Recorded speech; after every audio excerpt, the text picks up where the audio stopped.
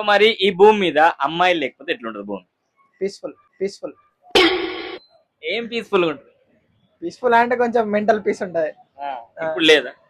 ఇప్పుడు అంటే ఉంటది మరి అని మరి అంత ఏం లేదు, కొంచెం ఉంది. వాళ్ళు లేకపోతే ఇంకెక్కువ ఉంటది. ఎవరిని అంత ఇబ్బంది పెడుతున్నది, పీస్ లేకుండా చేస్తున్నది? ఇప్పుడు హద్దు బ్రో లేకపోతే అది పర్సనల్ కి వెళ్తుంది మొత్తం. హద్దు జస్ట్ కీప్ ఇట్ ప్రైవేట్ అంతే. Keep it private. Okay, there is something behind